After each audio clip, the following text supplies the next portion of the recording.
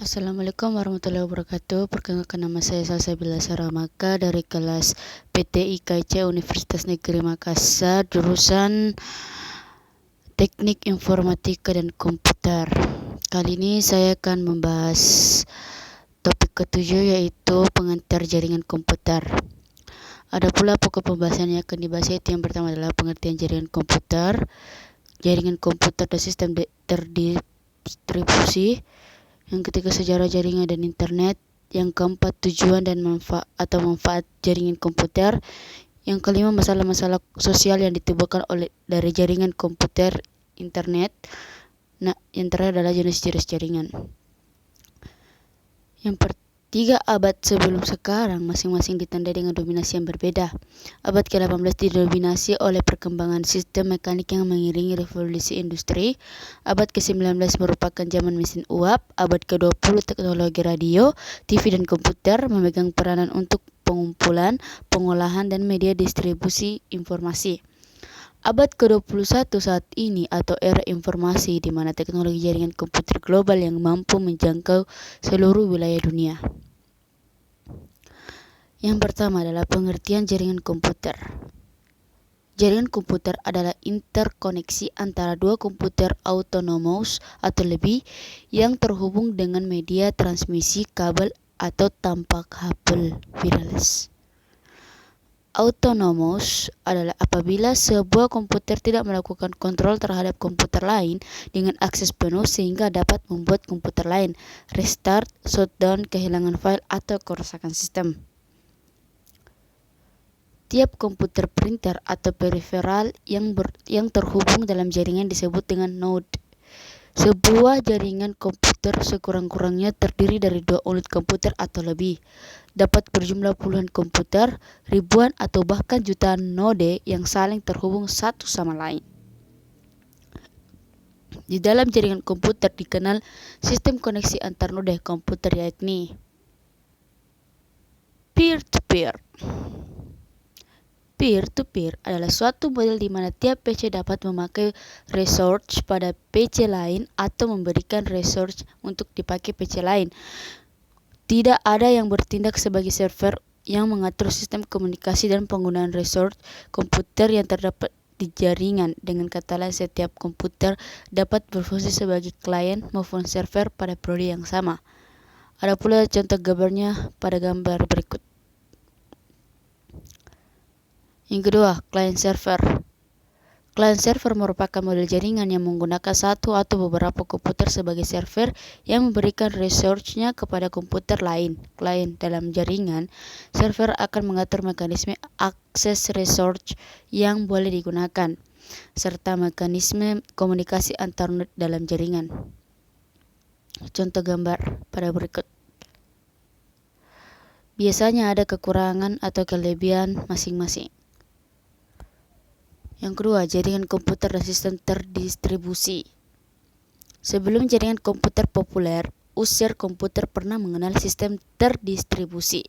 Terdapat hal yang cukup membingungkan dalam pemakaian istilah jaringan komputer dan sistem terdistribusi sistem.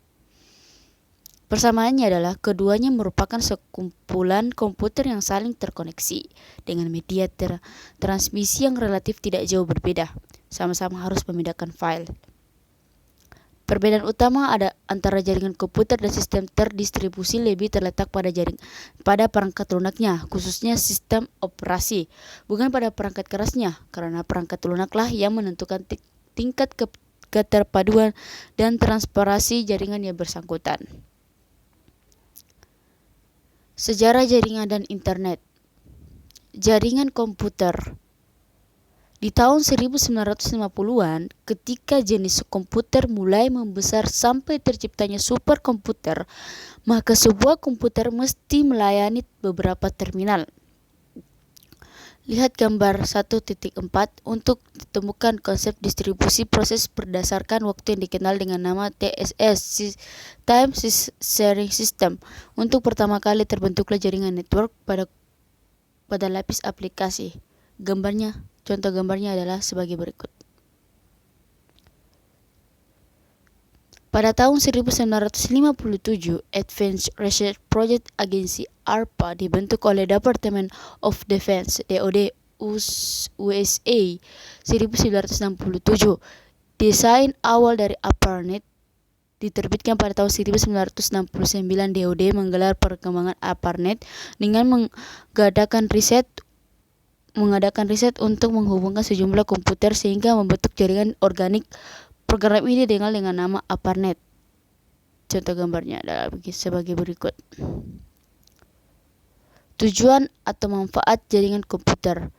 Manfaat jaringan komputer bagi user dapat dikelompokkan menjadi dua, yaitu untuk kebutuhan perusahaan dan jaringan untuk umum. Tujuan utama dari terbangunnya sebuah jaringan pada suatu perusahaan adalah yang pertama, resource sharing, yang bertujuan agar seluruh program peralatan, yang kedua khususnya data digunakan oleh setiap orang yang pada jaringan. Yang ketiga, high reliability, kehandalan tinggi. Sistem informasi manajemen kantor terpadu atau sistem pelayanan satu atap dengan teknologi client server, internet maupun intranet dapat diterapkan pada jaringan komputer sehingga dapat memberikan pelayanan yang handal, cepat, dan akurat sesuai kebutuhan dan harapan. Masalah-masalah sosial yang ditimbulkan dari jaringan komputer atau internet. Penggunaan jaringan oleh masyarakat luas akan menyebabkan timbulnya masalah-masalah sosial, etika, politik, maupun ekonomi yang tak terelakkan. Internet telah masuk ke dalam penjuru kehidupan masyarakat.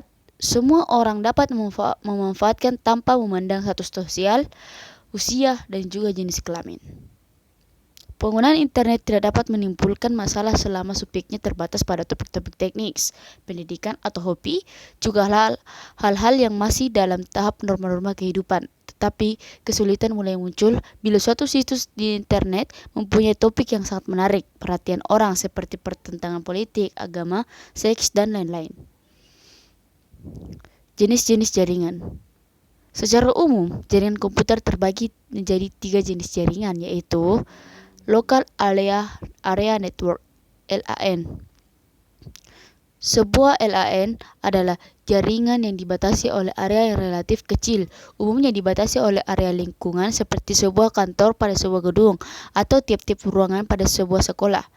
Biasanya jarak antar node tidak lebih jauh dari sekitar 200 meter.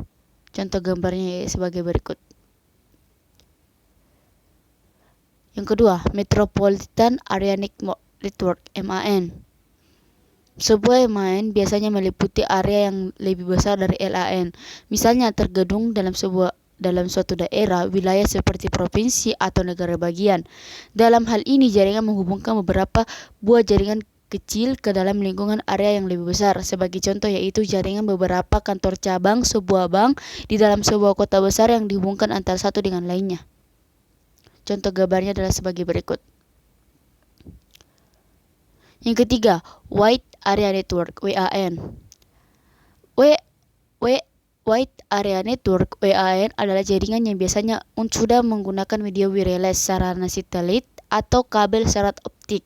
Karena jangkauannya yang lebih luas, bukan hanya meliputi suatu kota atau antar kota dalam suatu wilayah, tetapi mulai menjangkau area atau wilayah otoritas negara lain. Contoh gambarnya adalah sebagai berikut. Itulah tadi pemaparan materi dari saya, kurang lebihnya mohon dimaafkan. Wassalamualaikum warahmatullahi wabarakatuh.